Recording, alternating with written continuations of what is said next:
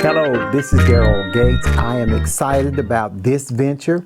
We will be talking to some of Shreveport's authors, and my first guest today is Mr. Melvin Lars. How are you, sir? I'm great. Great. Thank you. Thank you for joining us. Melvin and I have great history. We've done a lot of similar work. We've been in a lot of similar places, and it's an honor to have a person of his caliber with us today, sharing on Gospel in the Red Room. Mr. Lars, tell us, how did you begin writing? Well, first of all, thank you for having me. I'm happy to be here. I actually began writing in high school. One of my teachers challenged me, Ms. Laversa Coleman, in the English class. You know, guys, when all this machismo, we were doing poetry. I did not want to do it, and she kept on me about it, and I decided, well, not decided, well, back in the old days, they didn't play. So she said, do it, you do it. So fortunately, we had a little contest, and it was a 5-cent big pen. And my poetry won first place, and I got the 5-cent big pen. So Ms. Laversa Coleman, one of my English teachers at Charlotte Elementary High School, was very inspirational in me beginning writing. And so after that point, I just kept writing. Now, can we call that your very first writing that you shared with the public? No, that was just a school, but now my very first public writing was a book called Reflections of Life. Now, that book I wrote, I had recently recovered from leukemia, which I was told I would not recover from, and I decided that I would just kind of write something, and it was a book of poetry. A lot of people thought it was a book about my life, but it was a book of poetry. Mm-hmm. So that was the very first writing that I did publicly. It was called Reflections of Life, a book of poems. How do you get into the mood to write? What happens? You know what? Sometimes when political things are happening, or things are happening with friends or family or loved ones, and that kind of thing. So I just kind of decide that I'm going to write down my ideas and kind of share some information and inform people. And I found out that many times if you put things in writing where people can sometimes relate to what you're writing, as opposed to what you're saying, then they have a tendency to listen, and they have to share back with you. So that is really kind of what sparks me when I get political things that I'm either pleased or not pleased with, conversations with friends, family, etc. Well, I'll be expecting a lot of writings during this next 4 years. Are you working on a current writing? Actually, it's one I've been working on quite a while. I keep editing. Actually, it's a book for dads, men, and young adults about just different aspects of how we need to interact or react with our young men and us as the senior of the species when it comes to our young men. How do we actually react, get them to engage, get them interested, help them to understand that life is life, and that all of this foolishness that they are being fed now about being thugs and this, that, and the third is definitely a detractor rather than something that's going to allow them to grow as human beings. So that's really what I'm working on, and I keep going back and forth with the editing process because I keep hearing new things coming across, and I'm trying to make it as relevant to today's young men. What they call them now, the Gen Xers, maybe I don't know if I'm in the right millennium area. I know the millennials was at one time, but I think now it's the Gen Xers. So I try to fold it, if you will. I can't cook, but people talk about souffles, and I've heard somebody talk about how you fold it and that kind of thing. So I try to fold my writings in a sense where it can speak to individuals generationally. You keep teasing us about that book, and I anxiously await it, and I'm going to let the cat out of the bag. I'm working with a male mentoring group. Oh. And I want to make that book available to them. Wow. To the group. I got to get on Once you get it. Once you get it, because it's along the lines of what I think they need to know. Yeah. Thank you. Yeah. Thank you. So we anxiously await that. Have you given it a title yet? I initially titled it just a look into the lives of youth, young men, and young adults called "And a Daddy's Guide."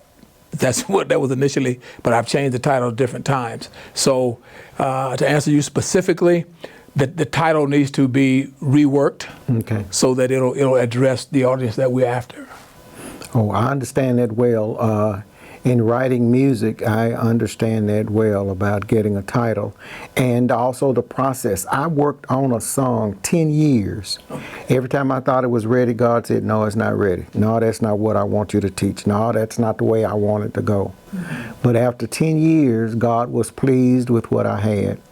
And each time I presented, it's a powerful presentation. It's well received every time I present it, and I've done it at the national level. Wow. But it took 10 years for God to be pleased with it. So I understand that very, very well. Through the assistance of the Moortown Branch Library, we have sponsored what we call author salutes, salute to African American authors, and you've been a participant of each of those. Tell me how those have helped you, or the experiences, your feelings about the salute to African American authors, that project. Excellent. I'm happy, first of all, that you're doing that. Secondly, I want to thank you for that. Thirdly, it brought a renewed spirit to me as a writer, to be very honest with you. Yes. It brought a renewed spirit to those that were following me, and I'd get, still now, you get email, hey man, this is great. You know what, I planned to buy this book, that book, how can I get it, that kind of thing. So it certainly has been a plus. And I say that not being condescending, but it's been a plus.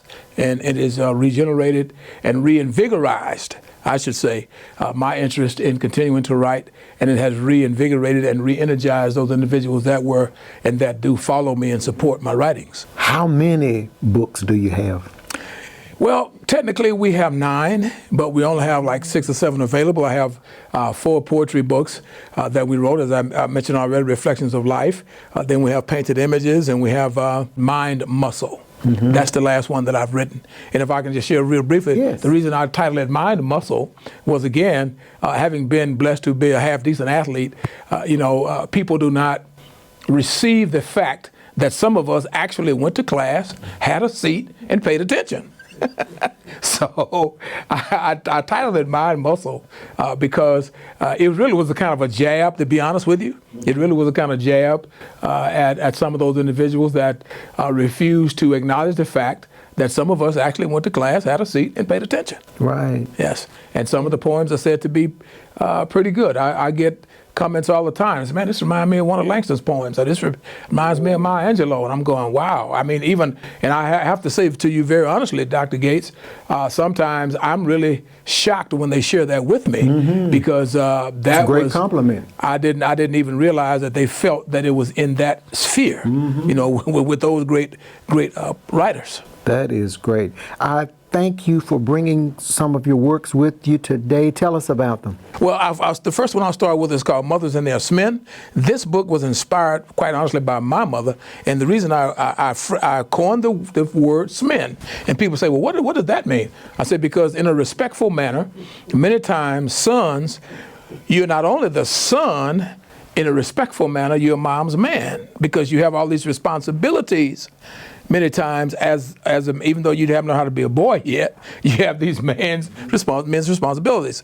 So I put together a survey, and I wanted to talk to moms from, quote, let me use the word less educated moms, as far as less technically educated, to our technically educated moms. And I would ask generic questions, like what would you like your son to be? How would you like him to respond? What would you think about his education, etc.? And it was fascinating as to, from the quote project mom, and I say that respectfully, all the way to the PhD mom, all had the same similar answers. I want him to be respectful. I want him to be a good son. I want him to take care of his family. I want him to stay out of trouble, etc.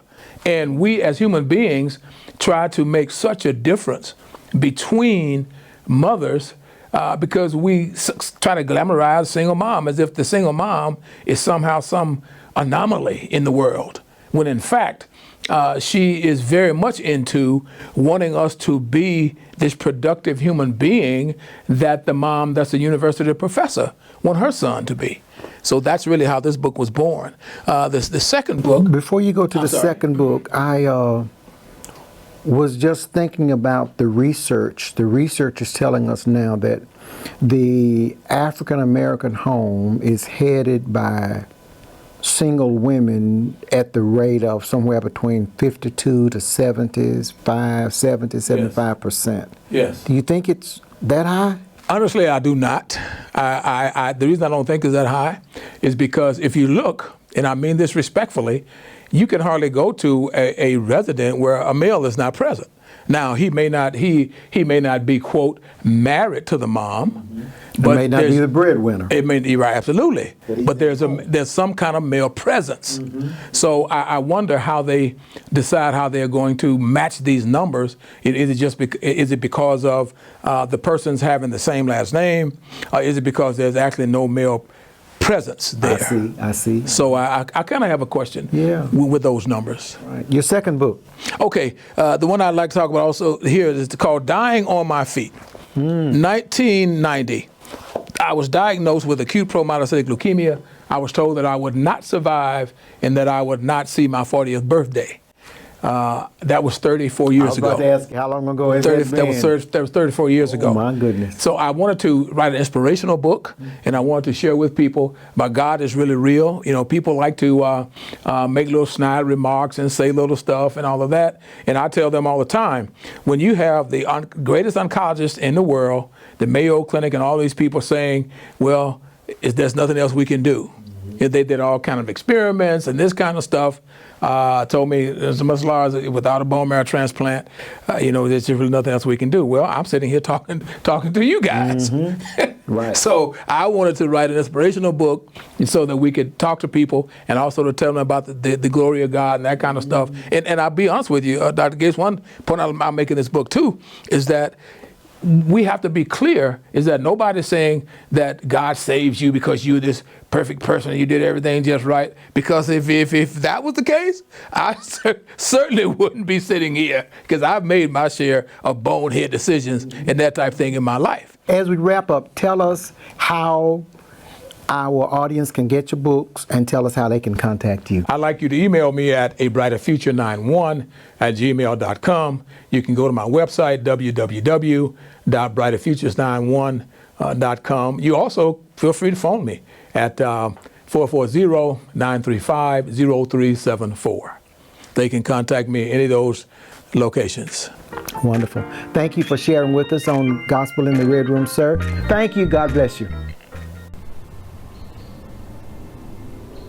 Yo, it's your boy Jay Style right here, the In-Between Show on your radio, the all-new Star 90.5 FM in Fort Myers in Lee County. It's another hot one out there today, and I got some hot, homegrown, Fort Myers own Kayla James. I'm about to bless y'all with a newest single. It's called I'm Gonna Make You Dance Now. Check it out right here, the all-new Star 90.5 FM, the People Station. Everybody say, oh, oh, oh. Oh, oh, I'm gonna make you dance now. Oh, oh, oh. Oh, oh. I'm gonna make you dance now. Oh, oh, oh. Oh, oh.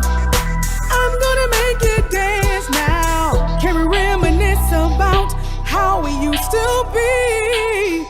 We didn't have much, sometimes no food to eat. But thank the Lord, He has blessed us, made a way when times was tough. And that is why He deserves a dance now. Oh, oh, oh. Oh, oh.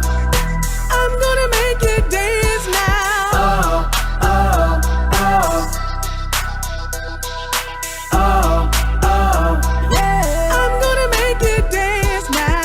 There were times in your life you thought God had let you down. Then He came along and turned your life around. Throw your hands up and just praise Him. Do your dance and just give Him all, 'cause He deserves a dance now. Oh, oh, oh. Oh, oh. I'm gonna make you dance now. Oh, oh, oh.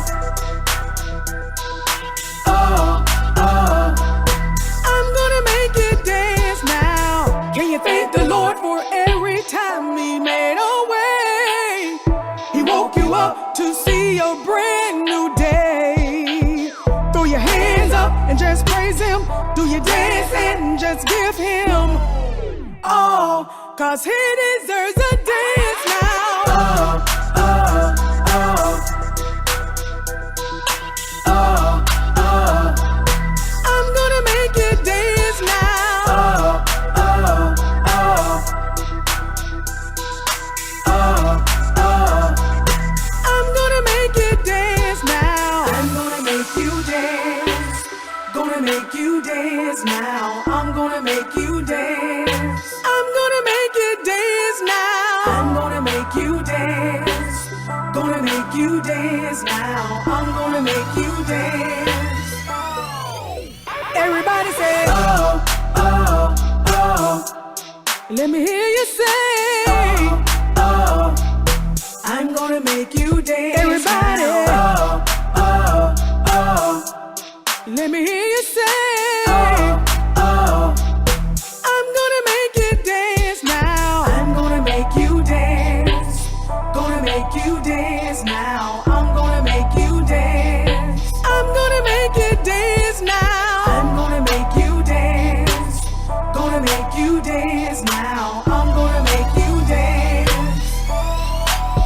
Everybody say, oh, oh, oh. Hands up. Oh, oh. I'm gonna make you dance now. Oh, oh, oh. Hands up. Oh, oh. I'm gonna make you dance now. Oh, oh, oh. I hope you're enjoying the great music, the videos, the information about events around the country, and our independent artists. The first episode of Gospel in the Red Room aired May 2019. Since that time, we won an international award, and we've been nominated by 4 different music awards groups. We thank God for this great ministry that is being shown around the world. We invite you to partner with us. This program airs on All Nations TV and airs on the Donna Walton Gospel TV network. Help us help you. We want to tell the world about your businesses, your products, your services, your ministries, and in return you'll be helping us to keep this particular ministry going. Call me, 318-518-1428. Again, 318-518-1428. My other information is scrolling across the bottom of the screen right now. Call us, let's talk about a sponsor package. Let's work on something that's going to help both of us. May God bless you, God keep you, take care of yourselves. This is Darryl Gates. I want to welcome you to Gospel in the Red Room, and we are fortunate you're going to be blessed by this interview. I have a longtime friend, Dr. Patricia Johnson, is sharing with us today, and we are excited. How are you, ma'am? I'm great, thank you, and thank you for this opportunity. Certainly, and you deserve that and so much more. I am working with the Shreve Memorial Library, the Moortown branch, to salute African American authors, and I wanted to do something different this year, and I wanted to interview authors from Shreveport who have done phenomenal work, and I'm excited about the opportunity to share with some of these great people and to share them with you. Dr. Johnson, tell us, how did you get started writing? Well, I started writing when I was very young. I started writing, keeping a poetry journal and a prayer journal. I was keeping it for my own personal benefit, and when ideas would come, or when I would hear something that, struck a chord, I'd just write it down, and then later on I'd go back and turn it into either a prayer or a poem. How did you know to do that? It just came natural. One of my strengths, they say, is speaking and writing. So it just came natural. It was just something that I enjoyed doing. And now, later on, when I got in college, I did take, actually this was after I graduated, I took a writing course at LSU, Dr. Marilyn Gibson, and part of that course involved writing poetry. So she taught us all the different genres of poetry, and we wrote them and she critiqued them. And so I just kept those poems as well in my journal. Oh my goodness, that's something else we have in common. I took a writing class, creative writing class at LSUS, and I had Dr. Gail Bridger during the morning and Dr. Patricia Bates in the evening. Yeah. Something else we can put on our list of things that we have in common. Tell us about your first writing that you shared with the public. What was the first one? Actually, the very first one that I shared with the public was in that class because we had to read to the other students in the class. And then I always, when someone passes or they have a friend or a loved one or a family member or something tragic happens, I write a poem. And if I'm at the funeral or at the wake or whatever, sometimes I'll read that poetry at that time. So it's just something I've always done, and I don't consider that as the first formal, because I do it all the time, but I started with when I had to share in the class, and then I just started writing poetry. Even sometimes for the classes I taught, I would write a poem if it was related to what I was teaching, and I would read it to my class. What is your writing process? Usually, like I said, if I get a thought or an inspiration, like what you said earlier, I'll jot it down. And then later on, I'll go back. I journal a lot, and I'll go back. I keep notes on my phone. I keep notes on little slips of paper, different places, and I'll see it, and I'll go back and I'll write it. And it may take me 2 or 3, 4 different times when I'll go back and say, how about I add this? How about I do that? Or I may hear something similar and go back to that and add it. And so usually I'll get it down several times before I actually type it up. I like to handwrite. So I write everything in my hand. And then I'll go back and type it up and read it in probably several times, and I'll go back and change things, and then I'll start putting it, I guess you would say, in categories. Is this a poem about family? Is this a poem about beliefs, religious beliefs, or ideas, or a poem about education, or a poem about children? Then I categorize it that way. Or is it something about my family, or a friend, or a particular act of kindness? And so then I'll start putting it together like that. I want to divvy from the script and ask you about writer's block. Do you experience it? Oh, and if yeah. so, how do you come out of it? What happens? Yeah, sometimes I can get an idea and I'll start on it and nothing comes. It just goes blank. It just, I'll get started and it's like, okay, now where do I go from here? And usually what helps me is putting it aside and doing some other things and concentrating on other things. And then something will come that relates to that will draw me back to it. Also, like I have mentioned to you several times, I've been working on affirmations, but I didn't want them to be just the same old regular affirmations that you see and hear all the time. I wanted to be something that anybody who was reading it could identify with it. It would become personal. It would become specifically for them. And so that's what's taken so long on it, because I want it to be a journal as well as a coloring book. So and I think I might have gone ahead to my next project. So when can we expect it? How Well, far away sooner is it? now, because I was so excited. I spoke with Eugenia earlier, and we are going to be getting together and looking at What? maybe partnering and working on this thing. And she has some ideas of how I can combine the affirmations and the journal along with the coloring phase of it, coloring book part. That's going to be So phenomenal. in the near future. The Salute to African American Authors is a project that I partnered with the Moortown Branch Library. Tell us how those events have affected the work that you do in writing. For one thing, it made me aware of all the people who are out there who write, and a lot of them from the same motivational areas that I write from. A lot of them I didn't even know about, or I didn't know they existed. A lot of their writing is very similar. A lot of it attracts my attention. And so that's one thing that working with the authors, African American authors series has helped me with. And it's made me more motivated to continue to write and to not only just write it for myself, but get it out there so other people know about it. Oh, that is awesome. I'll be sure to share that with Rose Davis and Marcus Pursley at the library. They'll want to know that. Tell us about your writings. What did you bring to share with us today? All right. I've got one that's new that I wrote recently. A really good friend of mine. You remember Miss Rabin, perhaps, from Grambling, Gloria Rabin. She was a very dear, close co-worker, and she passed last year, but I did not get to attend the funeral, so I wrote a letter of tribute to her family. So I'd like to share that one. Please.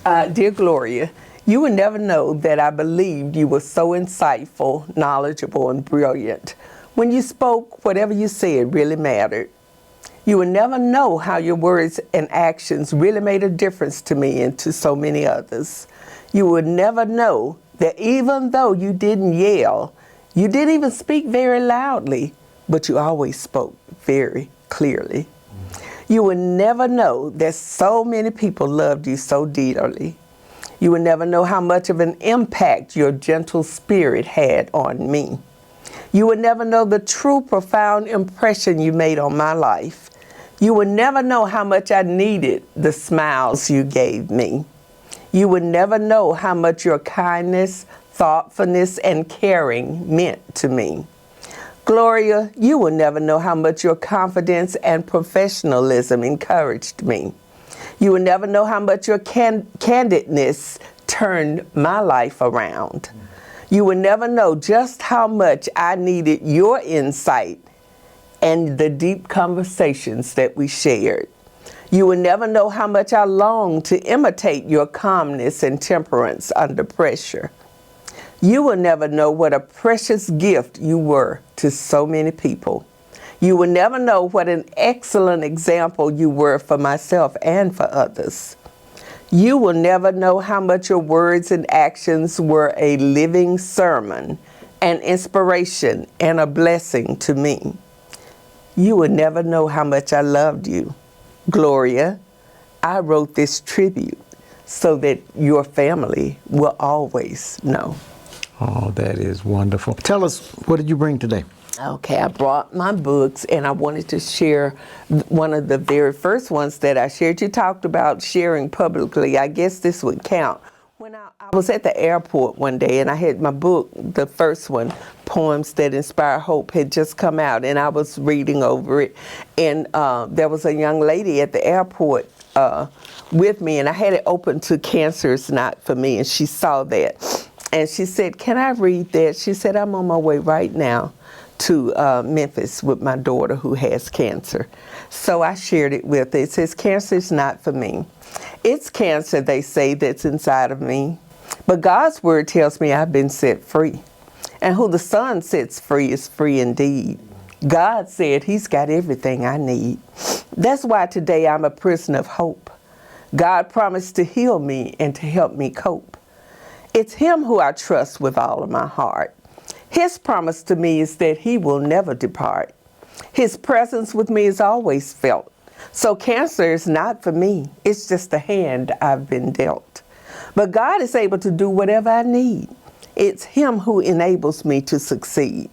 This cancer, my joy, it can never steal God. God has the power and the desire to heal. So I praise Him today and every day, because cancer is not for me and it will not stay. And in 2010, I had thyroid cancer, and it was really a shock and a surprise. That was written before that? This was written in 2013. Okay, so it was written after your cancer battle. After the cancer. Yes. And when did the doctors declare you cancer-free? What year was that? Every year I have to go back. I had the surgery in 2010, and they said they removed the cancer then, but I have to go every year for ultrasound, sonograms, and check to make sure it's not coming back.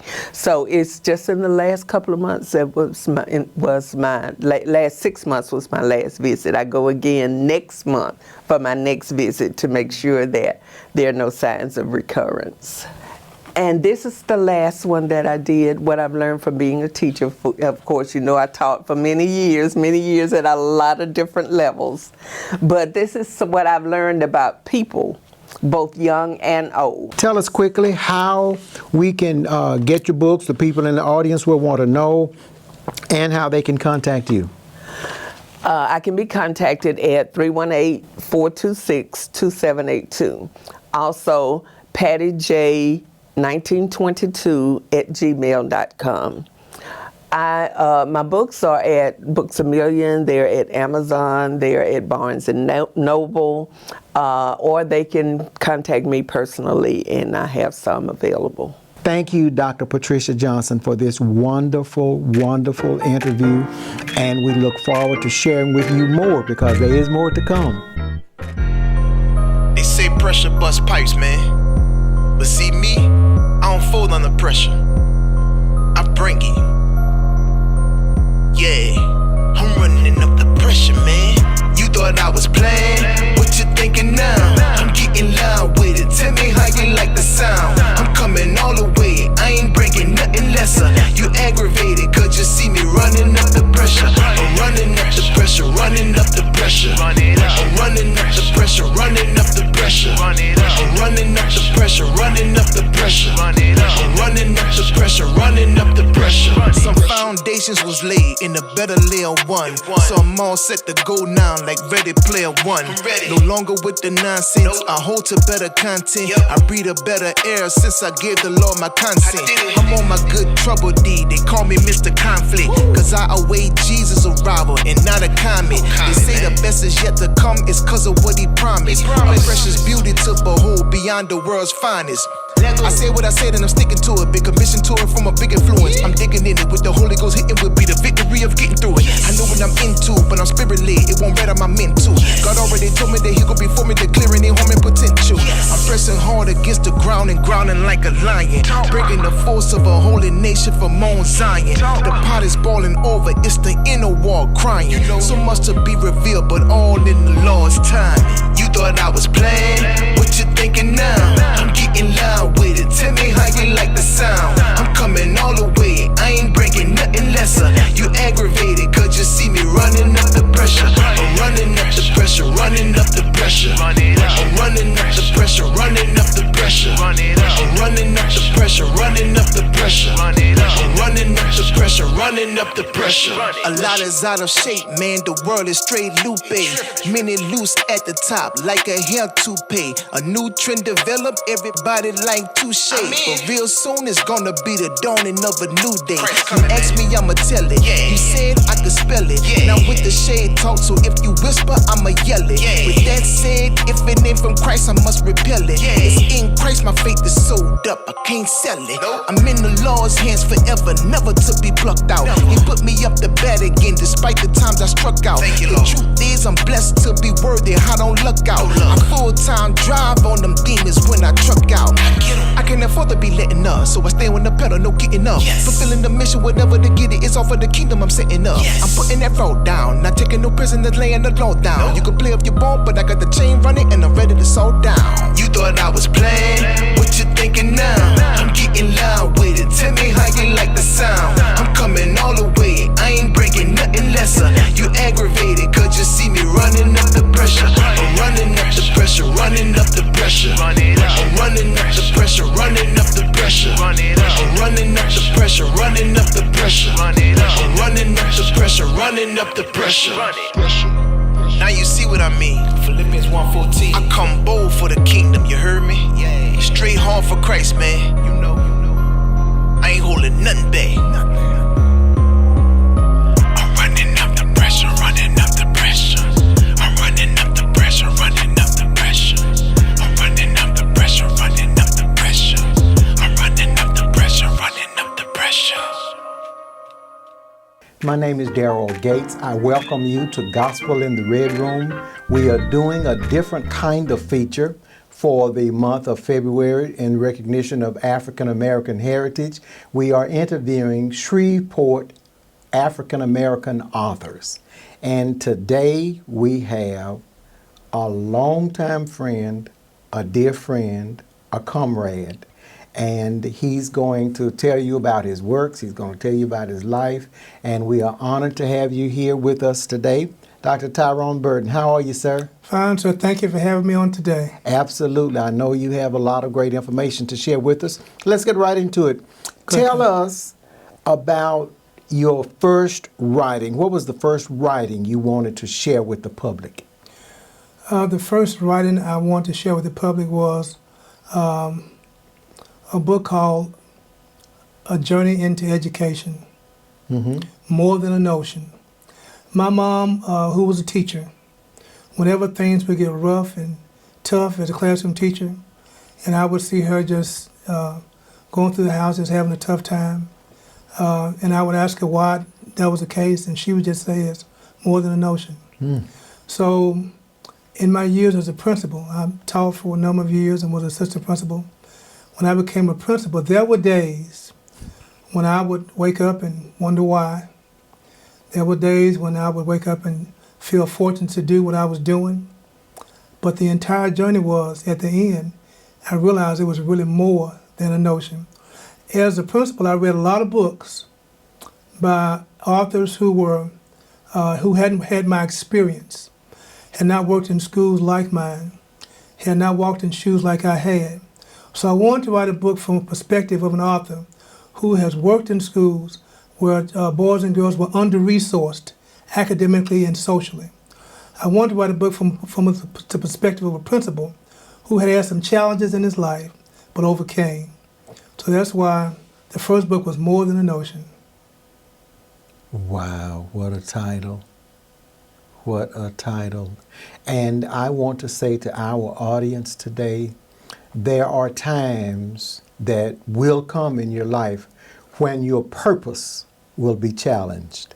Tell us about your biggest support for writing. Is it a person or is it a thing? How do you get your inspiration to write? Is there a person that inspires you? Is there a thing? Claudia Calhoun Burton Jones was my mom. She was my first teacher. She taught first grade. She instilled in my brother and I, she was a single parent. I only saw my father a few times growing up. She instilled in us that we could do anything. She said, if the mind can conceive it, and if we believe it, that we could achieve it. So we thought, we grew up thinking we could do anything. So I hear her voice in my head all the time. Even now as I speak, I hear her saying, say your words clearly and distinctly. She coached us through every part of life. So when I wrote my dissertation, I dedicated that book to her, and I didn't stop writing. My motivation for this book was her journey and my journey. She retired with 29 and a half years. She didn't make 30 because she was so stressed she couldn't do the last half a year. So I saw what stress did to my mom as an educator. And I lived what stress did to me as an educator. So I wrote the book as a legacy to her of what she did for my brother and I, and the legacy she left in our lives. You have been involved, and I appreciate your work, in our author salutes. You were with us in the first National Author Salute, February 2024.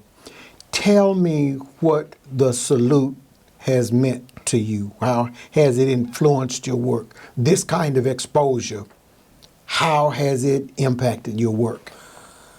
It gave me a sense of family, a sense of belonging. As an author, my publisher was a black female, but she was in Atlanta, so I never really got the chance to be compadres or colleagues with any authors who looked like me, who had had my experiences, who had the same struggles I had. So when that group that you so graciously did, I felt like I'd finally made it home. Wow. I was with people who had had similar experiences, and through that they chose to write through those experiences, tell their stories. So I felt as if I was part of a family, some folk I never met, but I felt family with them there. So for me, it was a sense of belonging to be a part of their group. So I thank you, sir, for doing that, because it made me come home. Wow, that is awesome. Thank you for that. And I'll be sure to share that with our friends at the Moortown Branch Library who joined me in this particular effort. You told us about More Than a Notion. Tell us about this book. Ooh, this book, it wrote itself. In fact, I was at home during COVID, before we started traveling again. And the incident with George Floyd had just happened.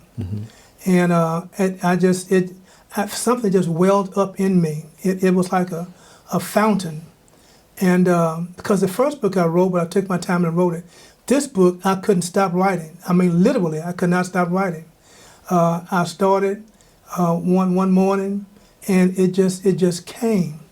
It took about 3 days, but the book just literally wrote itself. Now, I had to put some research in it, but it literally wrote itself. It is what schools should be post-COVID-19. It's a framework for understanding education. Some school systems do a really good job of it, others don't, but there should be some standardization around some of the things that schools need for folk, when I say folk, the children and the adults, to not just survive, but thrive. We do in education, we do a pretty good job of taking care of children, but in this No Child Left Behind, we left the grown folk behind. We left teachers behind, we left principals behind, but, and really the children got left behind too. A lot of children were left behind. A lot of them. So this talks about what school systems should be doing. And some of them are, but most of them are not. I want to end our interview today with your saying what advice you would give to a writer, to a beginning writer, person who is thinking about writing. I want to write a book. What would you say to that person? Actually, I'm asked that quite a bit because have written, so folks think I have the key to being an author. What I share with them is to find your passion, find your purpose, write from your heart, write from your experience, and the book will write itself. Don't try to think of something to write. Don't try to contrive something to write. Don't try to look for something, a theme to write. It has to come from within, because if it comes from within, then it'll be part of you. You will own the work, and that will come through in your writing. People will fall in love with you through your writing. So it has to be something that's personable to you. So that's why I share with people about writing a book. Very good. That is inspiring, sir. Thank you. Audience, you are going to be surprised, but I've just inspired to do a whole segment on Dr. Tyrone Burden. My producer, Brent, and I are going to put it together, and we're going to do a whole segment talking about his life, his views on education, and we're going to bring in the ministry side of Dr. Tyrone Burden. We've not gotten to that, but 2025, I want you to be prepared for an entire segment just on Dr. Tyrone Burden. I know you enjoyed him today. He was great. Thank you for sharing. God bless you.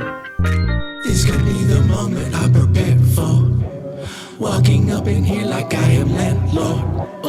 Where I place my feet, I have dominion. What belong to me, I'm not gonna ask for.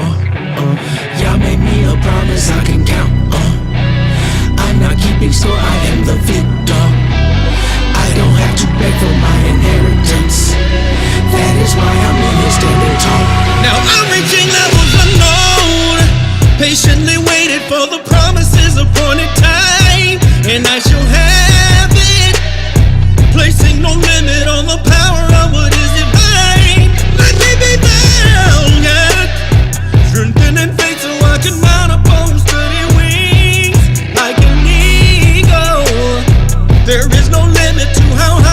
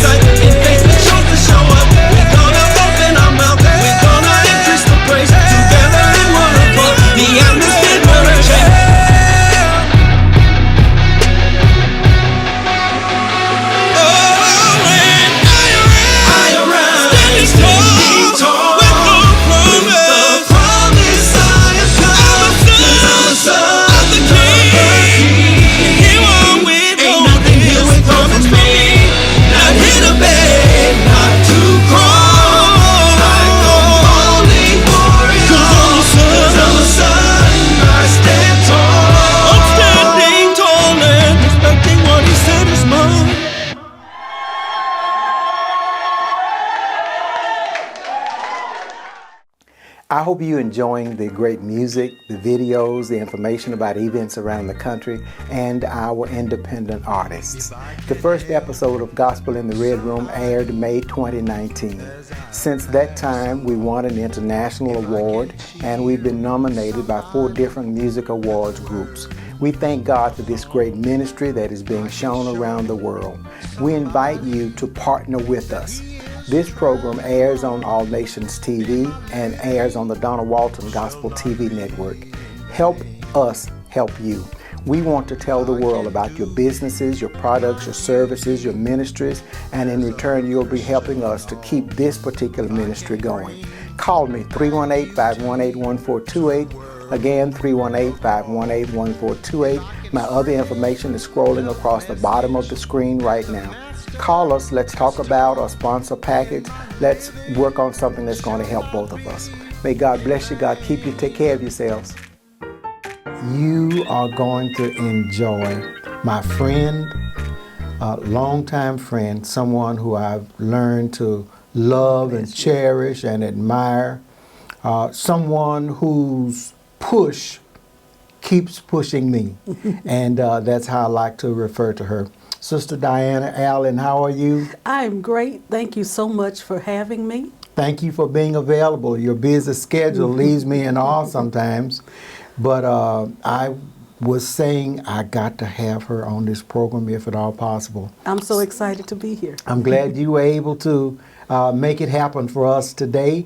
Tell us about your first writing that you shared publicly.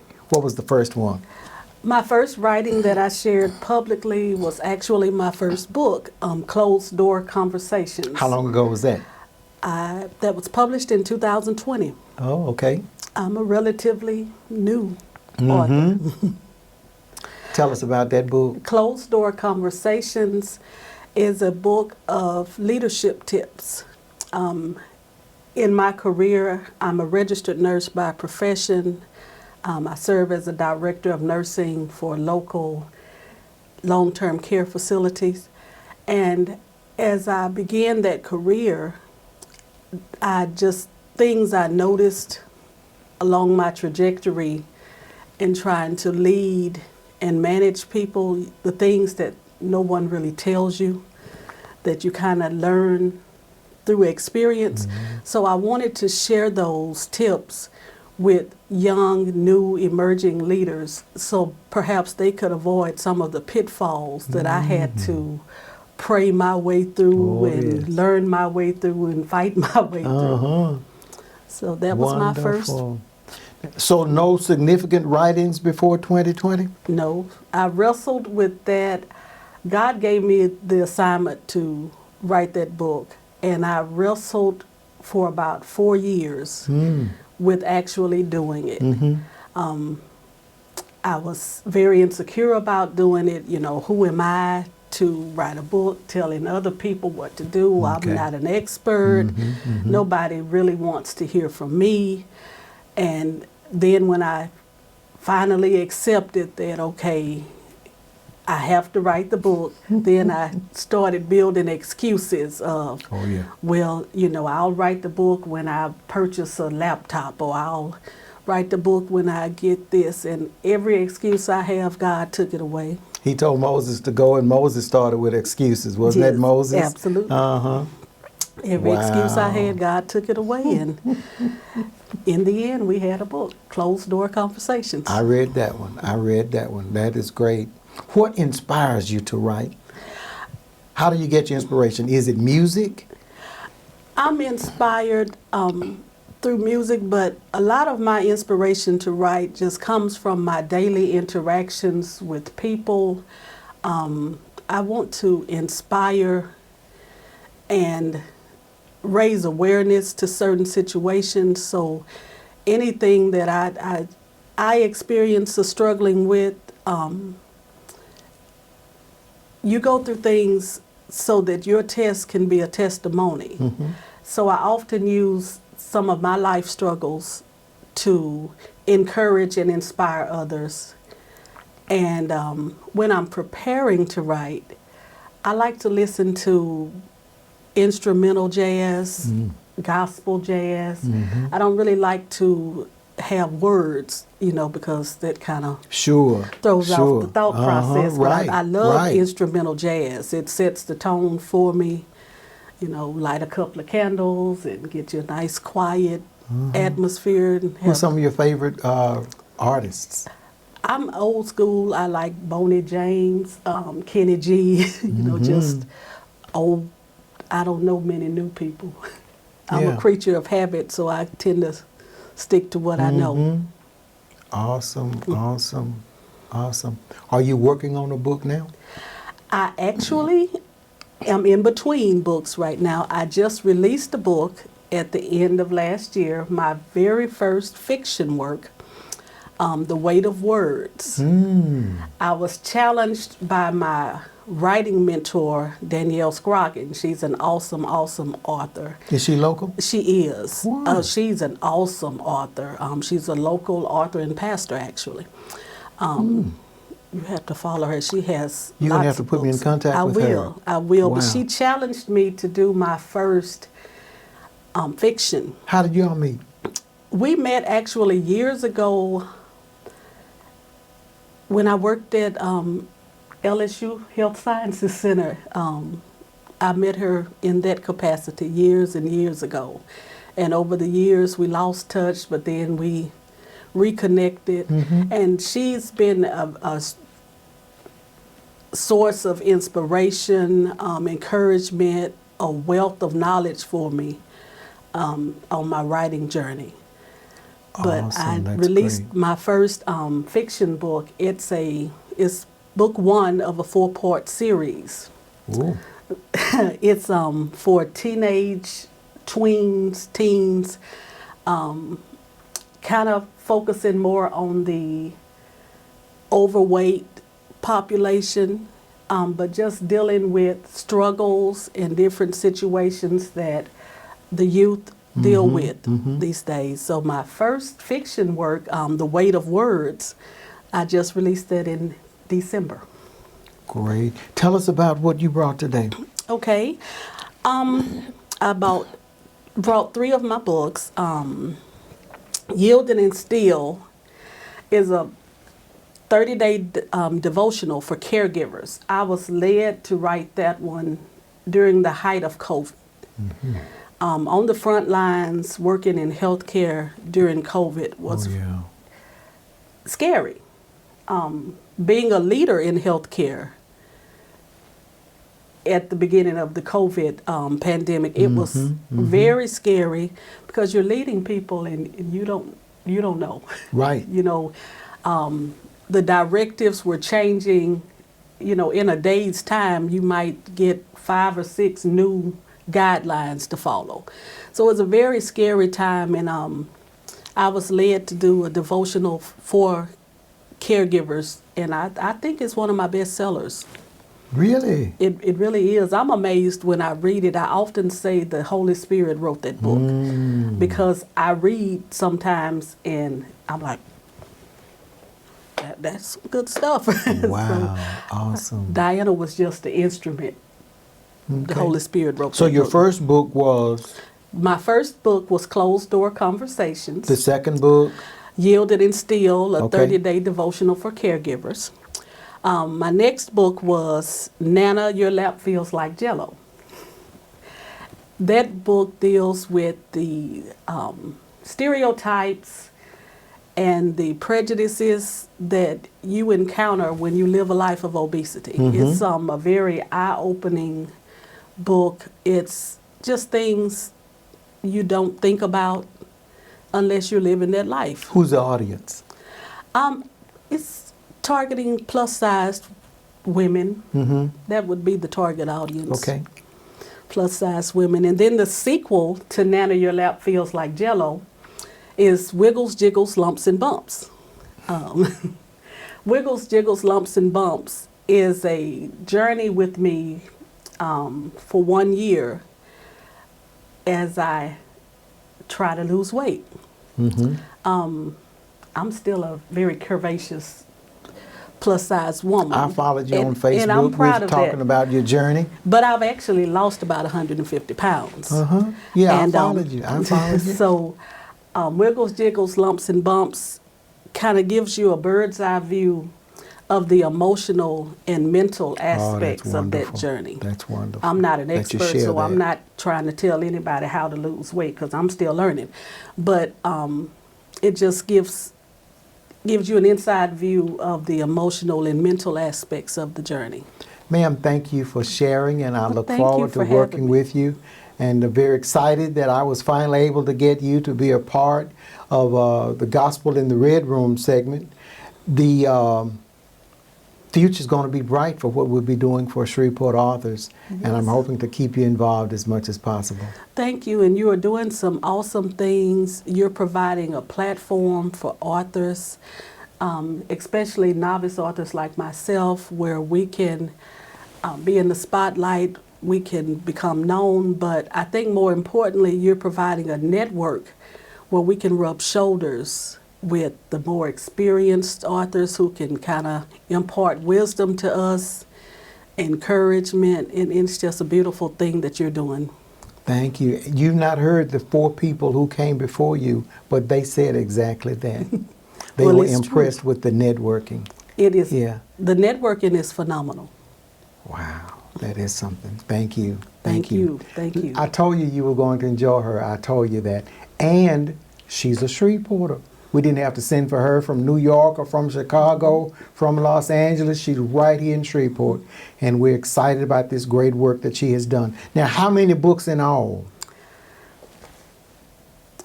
I think 5. I think 5. I've done a couple of workbooks. To coincide with some you've already done? Yes. Where are they available?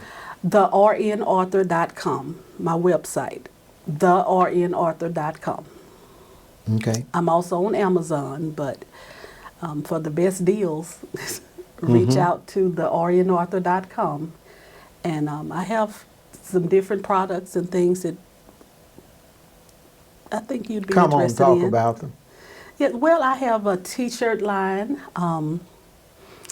Curvy Comfort, the t-shirt line. I have some things that are in the works. There's a workbook for emerging authors who might need some guidance on how to write a book. I've got it's called Pen to Paper. It's a little step-by-step guide for emerging authors.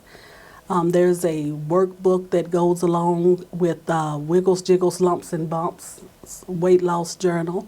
So there's just a lot on the website. Wow. It's a lot. Give us that website one more time. TheRNauthor.com. Very good. Thank you. Thank you for sharing today. God bless you.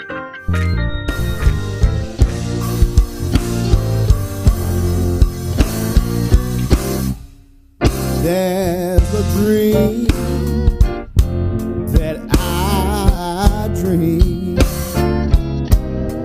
of my heavenly home. I know that I am going there someday.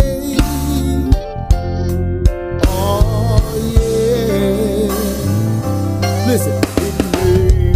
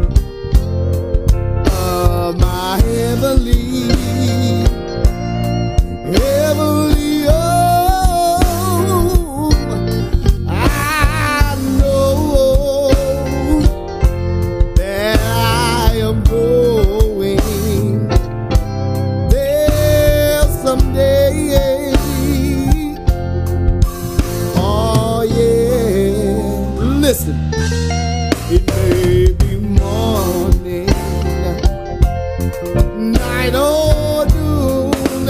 Oh, I don't know just how soon.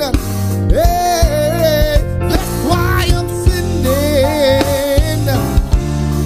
on up my timber, hey, every day. Lord, that's why I'm sitting on up my timber every day. Yes, I am. Lord, that's why I'm sitting on up my timber, on up to glory every day. Oh, it may be morning, night or noon. Oh, I just don't know. I just don't know. Just don't know how soon. That's why I'm sitting on up my timber every day. Sitting up every day.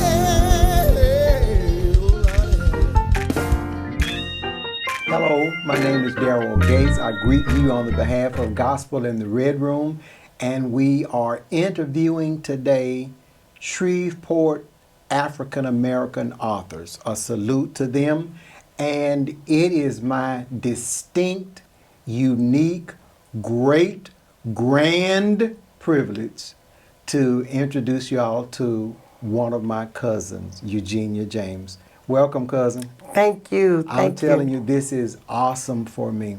Thank you for accepting the invitation to come and share today. And let's get right into it. Tell us, when did you start writing and what inspired you? Oh, well, I started writing in middle school about the age of 11.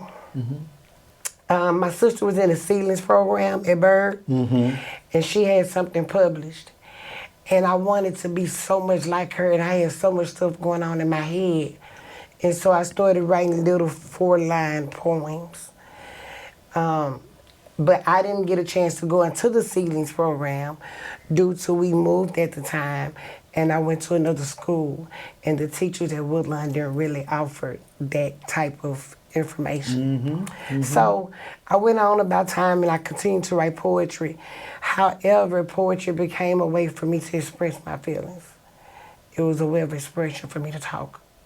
So that's what made me start writing poetry. I can talk when I couldn't talk. And it was at about the age of 19, about 18 or 19. I used to tell my friend, girl, I'm gonna write me a book. We were joking about it just the other day. I said, girl, she said, girl, I remember when we were young, you used to walk down the street with that pen and that pad of paper and get on my nerves, saying, you're gonna write you a book. She said, and now you got books. Yes. So, yeah. Oh my goodness.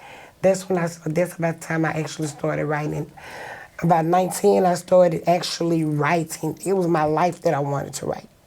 It wasn't so much of pushing poetry. That was just a hobby to me, to get stuff off my chest. But around the age of 41, I'm 44, my grandmother always told me to get out my own way. Now, I did not ask her age, okay? It's she okay, I'm volunteered proud that to say information. it. Okay. My grandmother always told me to get out my own way. And we argued about it. And I say, Mama, I'm not in my own way. What you talking about? And she used to fuss at me all the time. It was just 2.5 years ago when I decided to, you know what? I think I'm gonna try this. And that's when I went for it. And it's like once I stepped out on faith, God opened so many doors for me that I be amazed sometimes. But one of my friends says, people keep saying they're waiting on God. He said, well, God is waiting on them. That's right. And I finally realized, and it's hurtful because my grandmother's gone now. She left September 2023, but before she left here, she saw me getting out of my own way. And that's my push, because I know she always said get out of my own way, and now I can see what I didn't understand. That's right. Awesome, awesome. Tell me how the Salute to African American Authors project that we've been doing with Moortown Library, how has that series of projects affected you and your work, your writing? Oh, wow, it's been motivating. Very motivating. It's motivating to be around so many experienced writers, and to see them motivate me to write more. To see somebody believe in me makes me go harder. So if you believe in me, I'm not gonna let you down. So I'm gonna continue to go. And I really appreciate the salute because it makes me feel great. It makes me want to do and be better. And it's a privilege. It's a for sure privilege. Since then, when I first got there, I only had this first book, Taste of Me. I only had this first book. Miss Rosalind called me, and she said, why don't you write a book about your single parenting life? Because I told you all I was a single parent before. And I said, you think somebody want to read that? And she said, yes. I wrote it. And that's my second book. And it gives me the urge to keep going further. Does she know you have it? Yes. She has a dedication in this second book. Her name is in this book. I want to go off script for a minute and ask you about writer's block. When you get to a point, or do you ever get to a point when you can't write, it just doesn't come? You want it, but it just doesn't come. Yes. How do you handle it? I talk to the Lord. I meditate. Sometimes I have to cut my gospel music on and give myself a different feel and take myself outside of where I'm at the moment. Music really helps me mentally. Just the music alone, it gives me an upbeat. But when I do have a writer's block, when it's just totally blocked, I always just have to go and consult with God, because that's when I know I have too much going on around me and I can't focus. So it makes me stop, figure out what's blocking me from focusing, and get myself back on track, because I have people believing in me. That's right. Like the story that I'm writing right now, my cancer story. I had to stop writing on it for about 3 months. I put it to the side. Put it to the side. I wouldn't touch it. I wouldn't read it. I wouldn't look at it or nothing.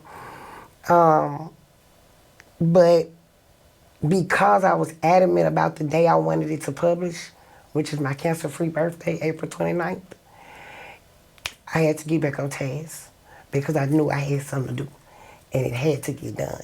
It wasn't no if, it had to get done. So it's a reality check. And when you're blocked, you have to stop and find out what's blocking you. Find your focus. You have to find your focus. That is awesome. If you have to go to the park and look at some trees, go look at some trees. If you have to go get in the water and put your feet in the water and just let nature make you see and feel something different, do that. Anything else you want to tell us about your books? Oh, wow. This first book is Taste of Me. It's a book of poetry. Both of my books are Amazon. This first book is just a taste of me, just as it say. It's different kind of poetry that I feel, different ways that I feel. Because I want my followers to know exactly who I am. I don't want anyone to see the glorious me and then don't know it's a part of me to get upset. So when they see me upset or hear I'm upset, it's a shock. No, I want people to know exactly who I am. So that's my very first book. that was published. Conquering Single Parents in Life. I'm a single parent of 4, grandmother of 3. 3 young men and 1 young lady. This book cover is my actual wall in my house. That is all my kids' diplomas, my daughter's honors robe, and her National Honor Society card. Oh my. Awesome, awesome. So I designed this book cover like this to show that we conquered it. You know, we beat the statistics, we beat the odds of them having a single mother that was ill for the majority of their lives. You know, statistically, I wasn't supposed to have a board-certified behavior analyst that's on his own right now. I wasn't supposed to have that statistically. None of my kids have had a jail record. None of them are living a life that we can't sleep peacefully at night. And the reason why I just say trust in God's process, because that's totally what I had to do. I didn't see this. I didn't see it. Tell our audience how they can contact you. You can contact me at my phone number. My number is an open number, 318-218-1882. However, my email is Eugenius, UGENUIS 0919 @gmail. I'm also on your Facebook and Instagram as Arthur Eugenia James, EUGENIA.